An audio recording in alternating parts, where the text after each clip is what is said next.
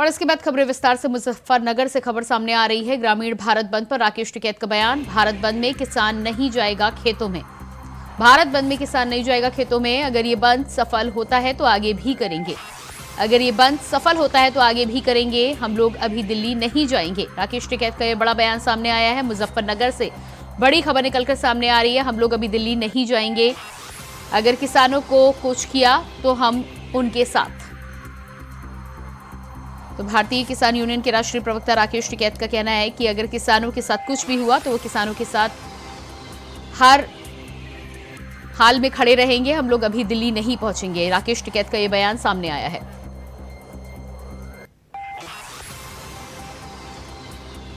अगर किसानों के साथ कुछ हुआ तो किसानों के साथ रहेंगे भारतीय किसान यूनियन के तमाम पदाधिकारी। मुजफ्फरनगर से इस वक्त की अहम जानकारी।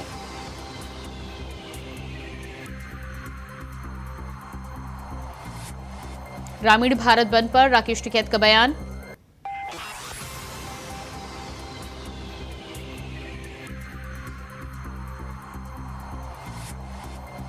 अगर ये बंद सफल होता है तो आगे भी करेंगे। तो अभी दिल्ली नहीं जाने को लेकर राकेश टिकैत का बयान सामने आया है। साफ तौर पर उन्होंने कहा है कि अगर बंद सफल होता है तो आगे भी इस तरह के बंद के माध्यम से सरकार को जगाने का काम किया जाएगा। मुजफ्फरनगर से इस वक्त की अहम जानकारी निकलकर सामने आ रही है। साथ ही साथ राकेश टिकैत का ये भी कहना है कि अगर किसानों को कुछ किया गया, उनके साथ ठीक से व्यवहार नहीं किया गया तो वो हर हाल में किसानों के साथ खड़े रहेंगे।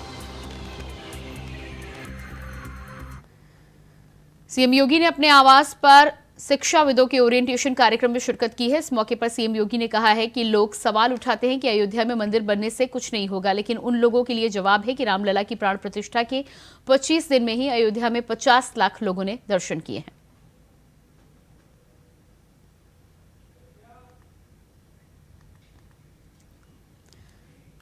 तो मुख्यमंत्री योगी आदित्यनाथ का साफ तौर पर कहना है कि तमाम युवाओं को रोजगार के क्षेत्र में आगे बढ़ाने के लिए उत्तर प्रदेश सरकार काम कर रही है, लेकिन साथ ही साथ उन्होंने कहा है कि लोगों का ये सवाल था कि अयोध्या में मंदिर बनने से क्या लाभ होगा।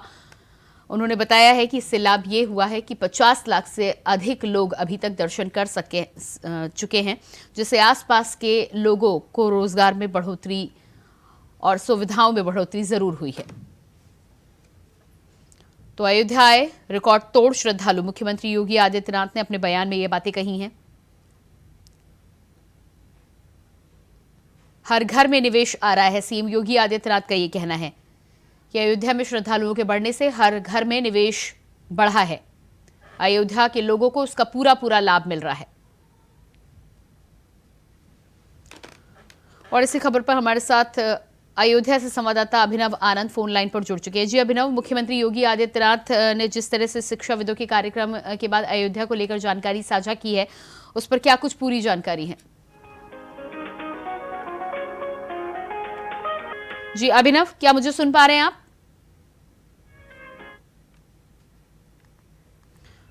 शायद संपर्क हमारा टूट चुका है। एक बार फिर से संपर्क साधने की कोशिश करेंगे। तो आपको बता दें कि मुख्यमंत्री योगी आदित्यनाथ ने अपने बयान के दौरान ये तमाम बातें कही हैं। साफ तौर पर उनका कहना है कि अयोध्या में राम मंदिर निर्माण से हर घर में निवेश अयोध्या में पहुंच रहा है। रिकॉर्ड तोड़ श्रद्धालु इतने दिनों में राम मंदिर के दर्शन करने के लिए पहुंचे हैं। 25 दिनों में 50 लाख लोगों ने किए रामलला के दर्शन।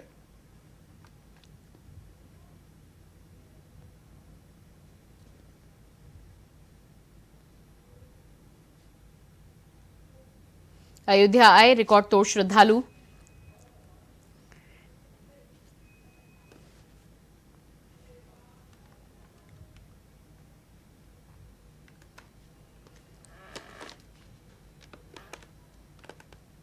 सीएम योगी का बयान।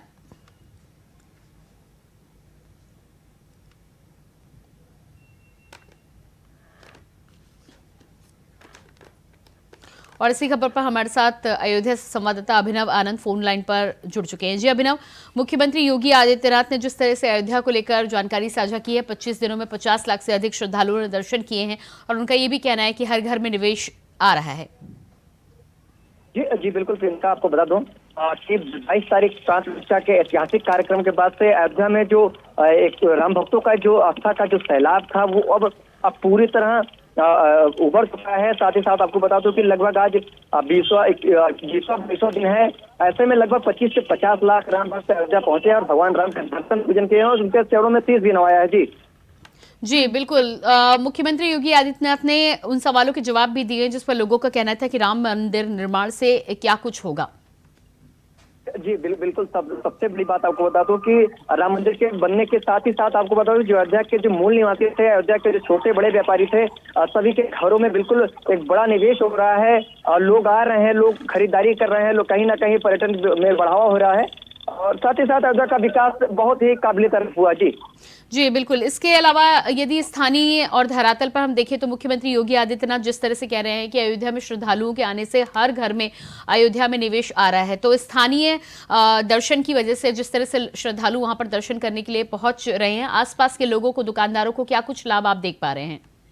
बिल्कुल आपको बता दूं कि पहले की अयोध्या में आप जमीन का आसमान का अंतर है। और आपको बता दूं कि पहले की अयोध्या में पहले उसकी जो अयोध्या की जो गलियां होती थी बहुत सकरी होती थी, नकुरों और नालियों में बड़े अंबार लगाए हुए होते थे। कहीं ना कहीं अब अयोध्या भव्य अयोध्या का निर्माण हो चुका है। आपको बता दूं लगभग 4 पथ बनाए गए हैं, धर्म पथ और राम पथ, जन्मभूमि पथ और भक्ति पथ। चारों पथों पर बड़ी संख्या में दुकानें लोगों को बांटी गई हैं और जिससे लोग अपनी आजीविका भी चला रहे हैं और बड़ी संख्या में लोग निवेश प्राप्त कर रहे हैं।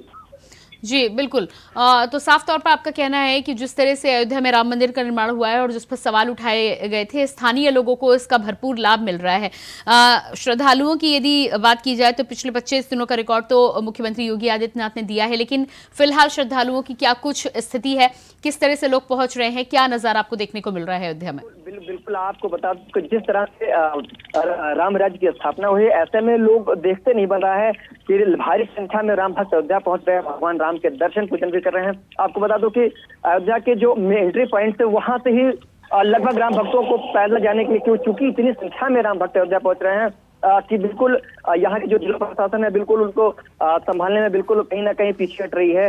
इतनी ज्यादा संख्या में है कि चूंकि बड़ी गाड़ियों का प्रवेश नहीं हो रहा है और जो ई रिक्शा हुआ, छोटे वाहन हुए, कोई भी अंदर प्रवेश नहीं कर पा रहे, क्योंकि जो राम भक्त आ रहे हैं जो चाहे वो ट्रेन के माध्यम से हो, बस के माध्यम से हो, बाय एयर आए, सभी को लगभग राम मंदिर से 3 किलोमीटर दूर पहले ही रोक दिया जा रहा है। लोग पैदल जा रहे हैं भगवान राम के दर्शन पूजन करके शीश नवा रहे हैं। जी इसके अलावा अभिनव, जिस तरह से अपने एयरपोर्ट रेलवे स्टेशन का जिक्र किया है, आवागमन की सुविधा को लेकर क्या कुछ ताजा स्थिति बनी हुई है? क्योंकि रेलवे स्टेशन का उद्घाटन हुआ था, एयरपोर्ट का संचालन हो रहा है, किस तरह से सुविधाएं लोगों को ज्यादा मिली हैं अब?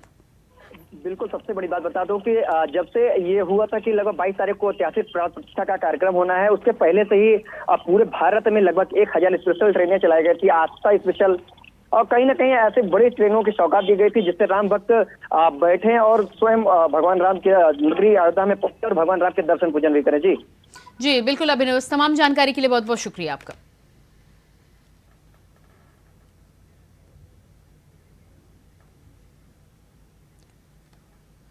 तो जिस तरह से लगातार अयोध्या को लेकर तमाम सवाल उठाए जा रहे थे, उस पर मुख्यमंत्री योगी आदित्यनाथ ने सवालों का जवाब देते हुए साफ तौर पर उन्होंने कहा है कि 25 दिनों में 50 लाख से अधिक लोग वहां पर दर्शन करने के लिए पहुंचे हैं। इसके साथ ही साथ श्रद्धालुओं के आने से अयोध्या में घर घर में निवेश बढ़ रहा है। इसी बीच आपको सुनाते हैं कि मुख्यमंत्री योगी आदित्यनाथ ने क्या कुछ कहा है।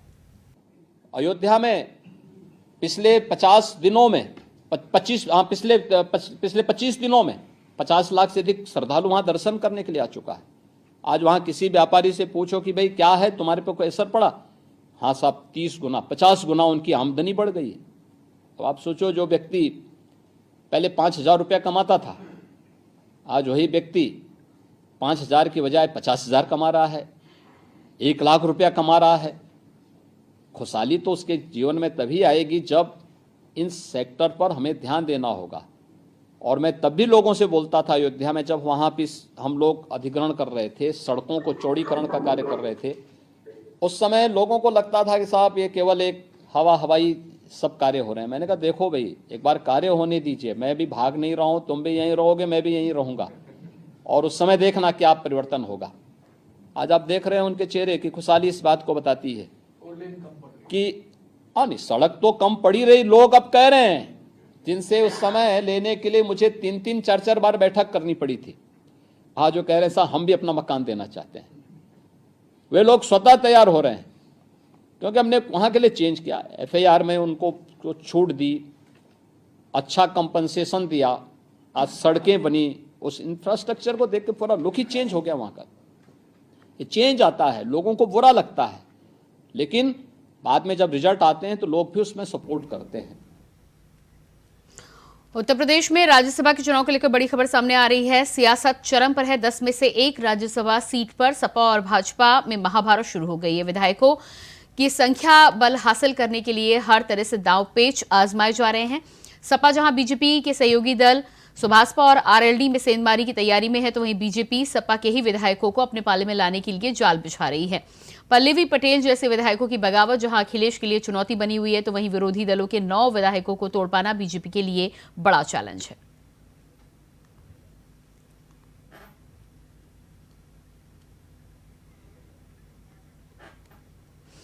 और इसी खबर पर हमारे साथ लखनऊ से संवाददाता अनिल पाठक लाइव जुड़ चुके हैं। जी अनिल, जिस तरह से राज्यसभा के समीकरण को लेकर पहले से ही सवाल उठाए जा रहे थे, लेकिन अब ये बात खुलकर सामने आने लगी है। बीजेपी और समाजवादी पार्टी दोनों ही एक दूसरे के गुटों में सेंधमारी करने की तैयारी कर रहे हैं। क्या ताजा स्थिति लखनऊ में देख पा रहे हैं आप?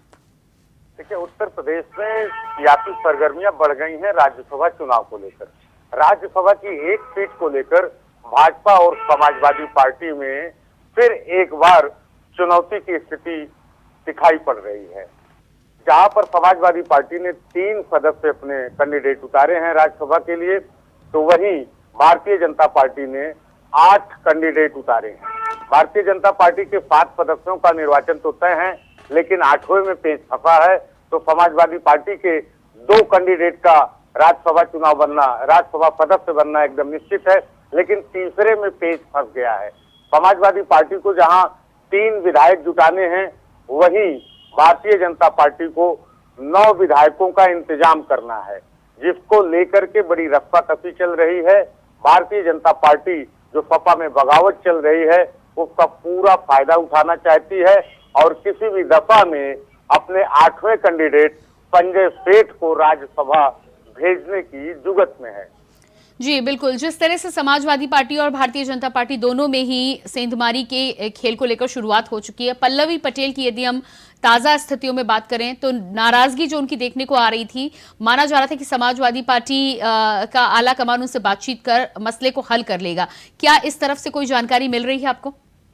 देखिए, कल अखिलेश यादव ने PDA के घटक दलों की एक बैठक भी बुलाई थी और अपने विधायकों में जो नाराजगी है उसको दूर करने की कोशिश की थी। अंदर खाने में चर्चा है कि पल्लवी पटेल को मनाने की पूरी कोशिश चल रही है और इस बात का प्रयास किया जा रहा है कि समाजवादी पार्टी में जो PDA फार्मूले को लेकर के आवाज उठी है, उसको किस तरह से डाइल्यूट किया जाए। पूरा प्रयास चल रहा है। समाजवादी पार्टी भी अपनी पूरी तैयारी में है, फुल प्रूफ तैयारी करके किसी भी दफा में अपने तीसरे कैंडिडेट को राज्यसभा भेजने की अपनी पूरी तैयारी कर रही है। और रही बात भारतीय जनता पार्टी की, तो उस पर भी जिस तरह से भारतीय जनता पार्टी ने अचानक अपना 8वां कैंडिडेट उतारा है संजय सेठ को, उससे ये माना जा रहा है कि भाजपा भी किसी भी दफा में कमजोर नहीं है। जी बिल्कुल अनिल, इस पूरे मामले में जिस तरह से 9 और 3 का समीकरण आपने यहाँ बताया है, समाजवादी पार्टी के लिए कितना मुश्किल होगा? साथ ही साथ हाल की स्थितियों में देखा जाए तो भारतीय जनता पार्टी पर ये आरोप लगते रहे हैं कि जोड़ तोड़ में भारतीय जनता पार्टी माहिर है। देखिए प्रियंका जी, समाजवादी पार्टी के 2 विधायक जेल में हैं। एक कानपुर के इरफान सोलंकी हैं, दूसरे आजमगढ़ के हैं रमाकांत यादव। अब ये टेक्निकली वोट दे पाते हैं या नहीं दे पाते हैं? जी बिल्कुल अनिल, इस तमाम जानकारी के लिए बहुत बहुत शुक्रिया आपका। और इसी के साथ फिलहाल इस बुलेटिन में इतना ही। खबरों का सिलसिला जारी रहेगा। नमस्कार।